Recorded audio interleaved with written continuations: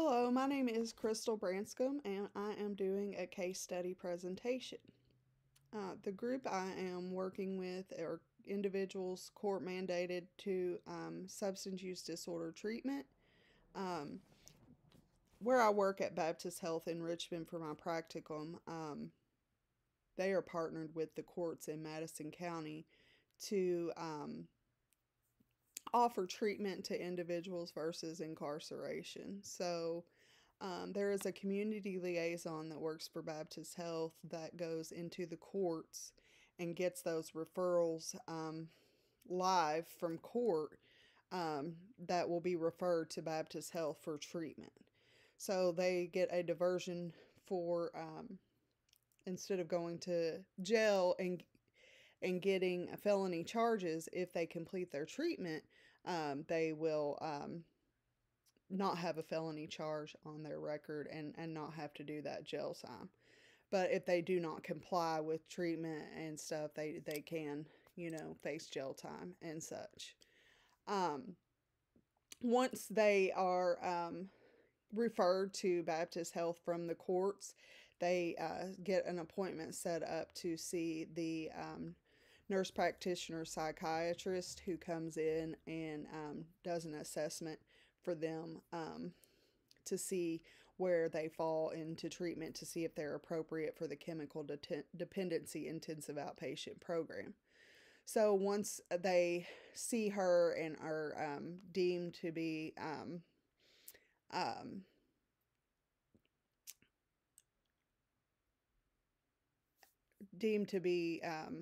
appropriate for the IOP program, they then see the LCSW, who is the teacher of the chemical dependency intensive outpatient program.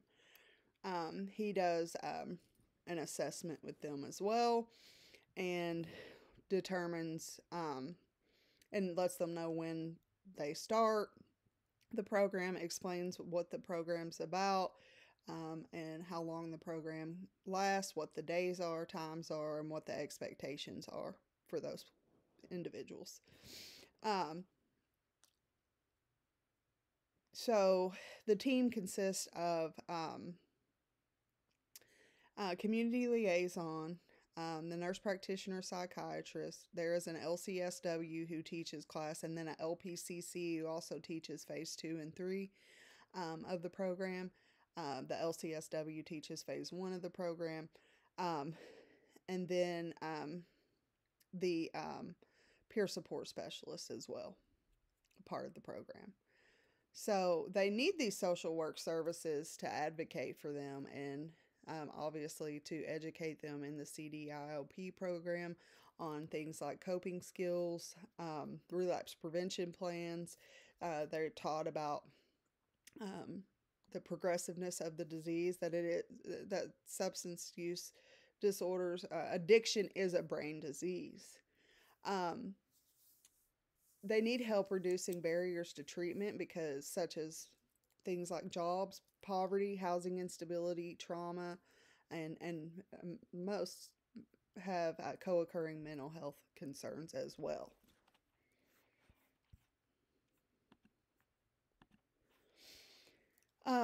In the literature review, there it definitely shows that there's been an increasing incarceration and criminal charges for years in the United States. It just shows that, going to jail doesn't get to the root cause and condition of the problem. These diversion techniques are being used more frequently because they target the core of the problem instead of just slapping, people in jail and not working on anything.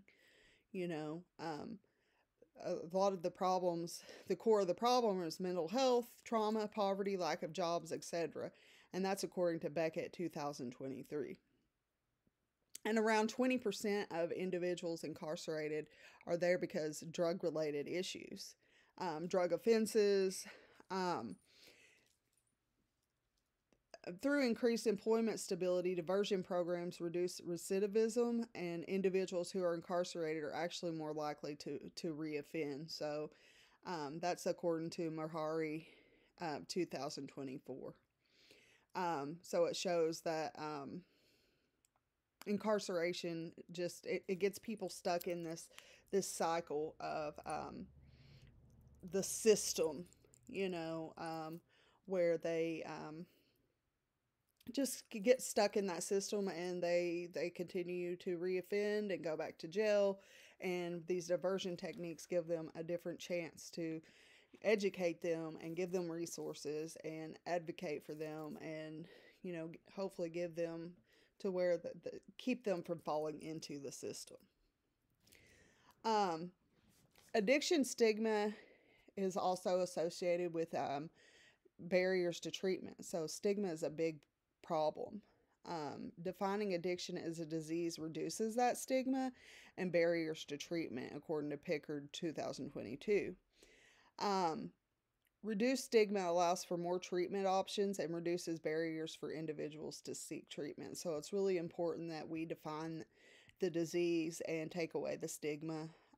Help reduce the stigma anyway. I don't know that it'll ever be eradicated, but to take that stigma away for individuals to be able to get the treatment they much need.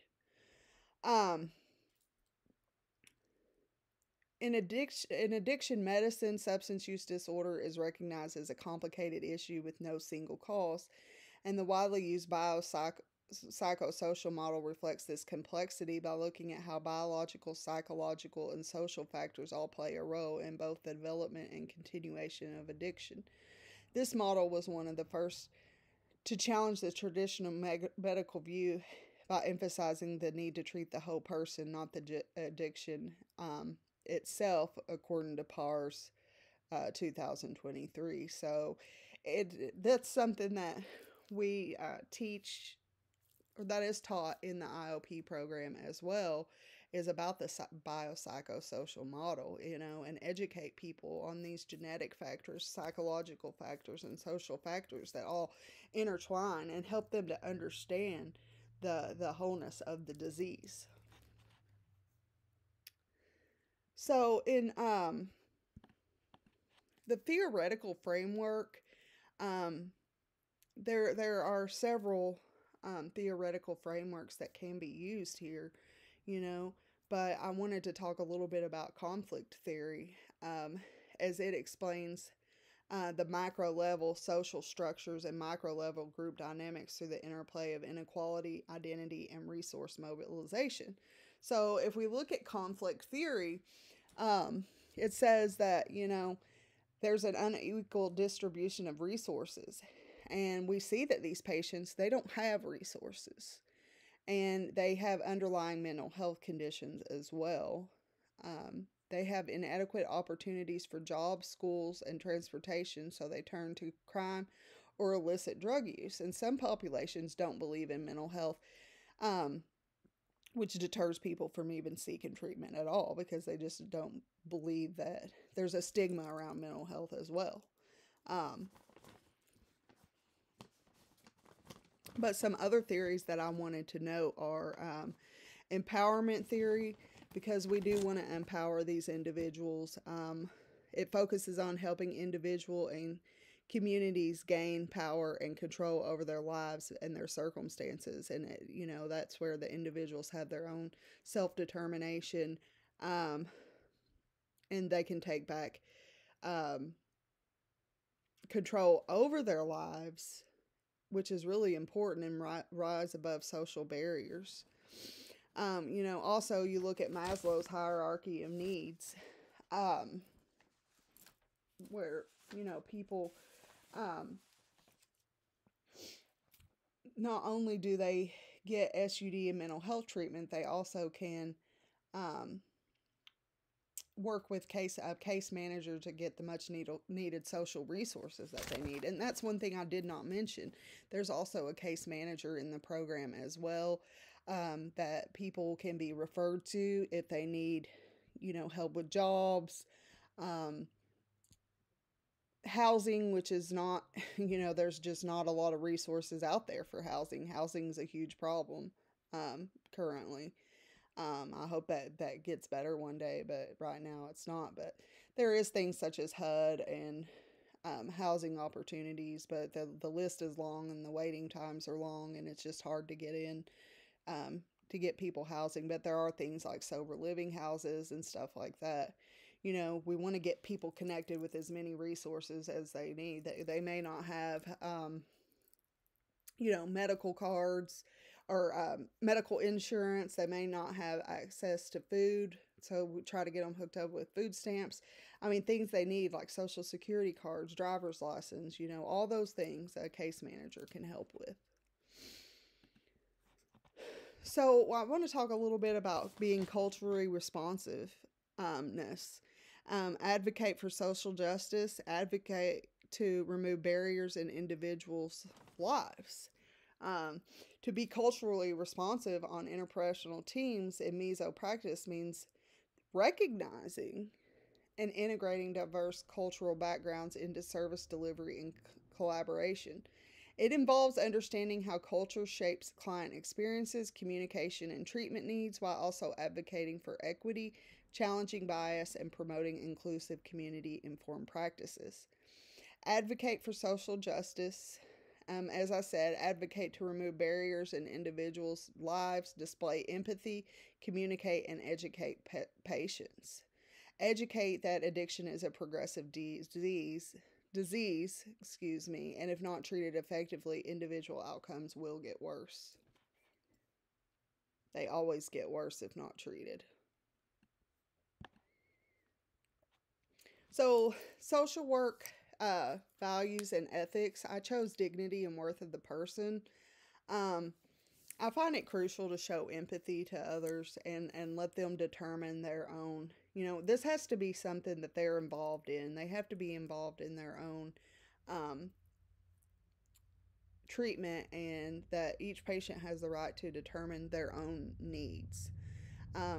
I make sure to treat each patient with respect and equal treatment regardless of their background. So it doesn't matter what people have been through. We're all individuals, and everybody deserves the equal respect. Social justice, advocating for opportunities to get individuals treatment early and keep them from falling into the system. This helps patient rise above social barriers. So I think social justice and dignity of the worth of the person are very important social work values to uphold. So in evaluation, how do we evaluate? So some questions we ask is, do these interventions help reduce recidivism rates? Do these programs lead to an increase in job obtainment? Have they kept a job? Have they obtained housing? Are they getting the resources that they need?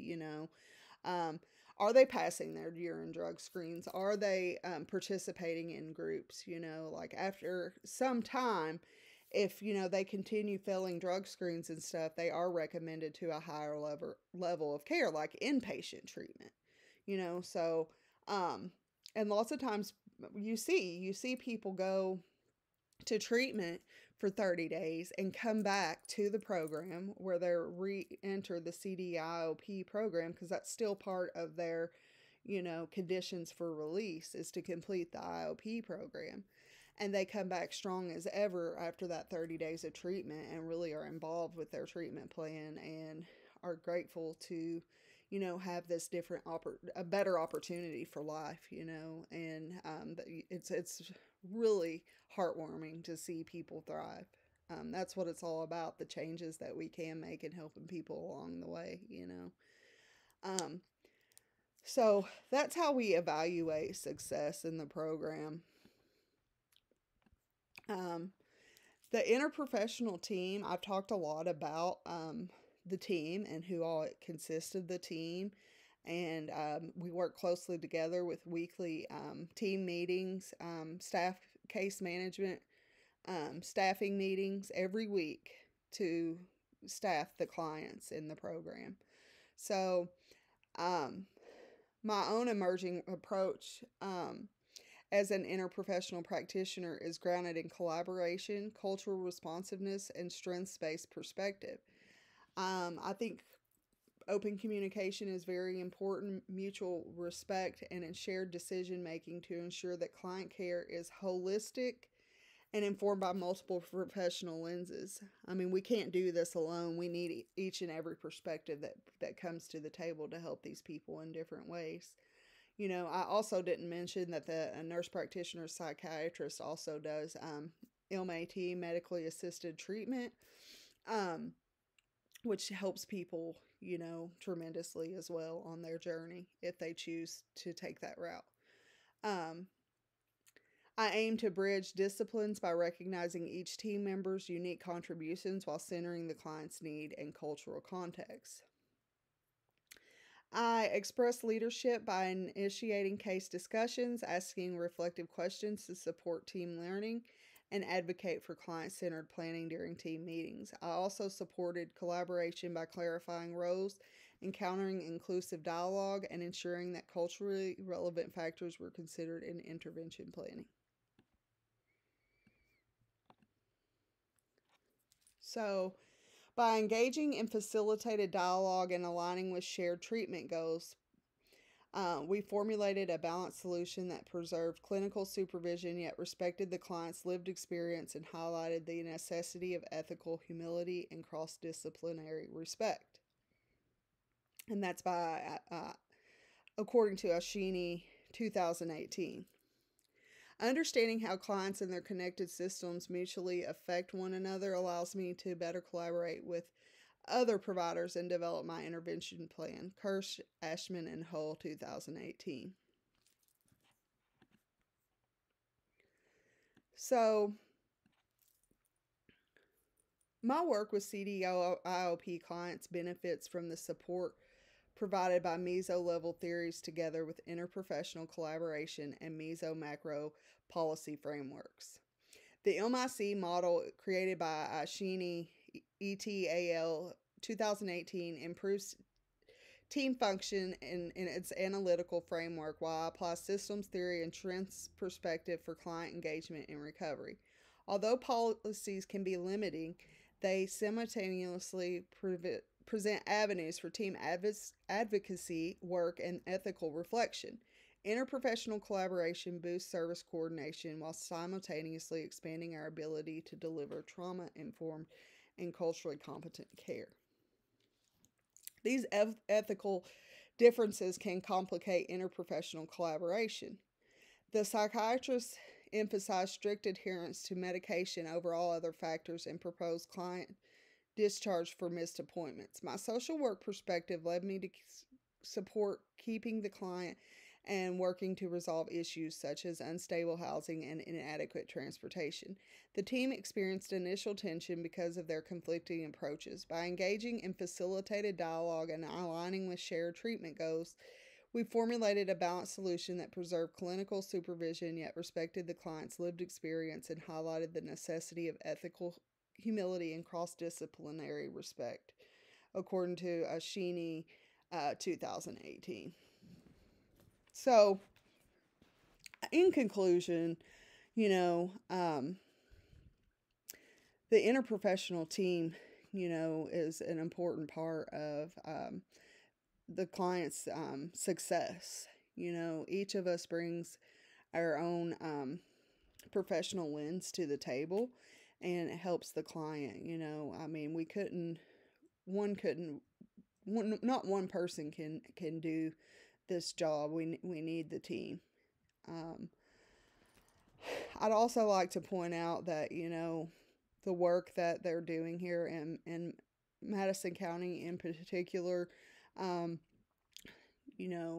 these diversion programs are giving people an opportunity to be educated and have somebody advocating for them, to get the resources that they need, so hopefully they can educate themselves. They can be educated and understand all about, addiction and the disease and the biopsychological social factors and everything they are given all the tools they need to successfully recover and live a different life, and even if maybe they don't get it right then, maybe somewhere down the road that they will come back.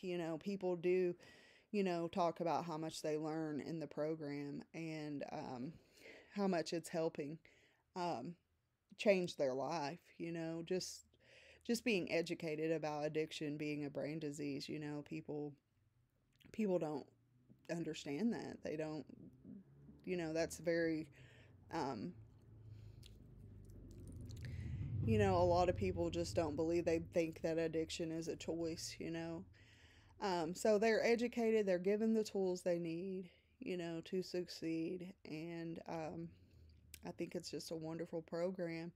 And that is really all I have. I appreciate, um, also, the process reflection feedback helped me,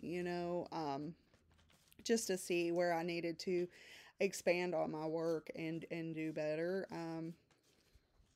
I could reflect a little more on that, by saying that, you know, um, it just showed me how I can grow more in my writing and on the assignment. I didn't really understand, at the time how much the process reflections would help me in my final project, my case study here. But now that I've done it, I can reflect back and see how much that's helped. Um, I hope you enjoyed my case study presentation, and I thank you very much.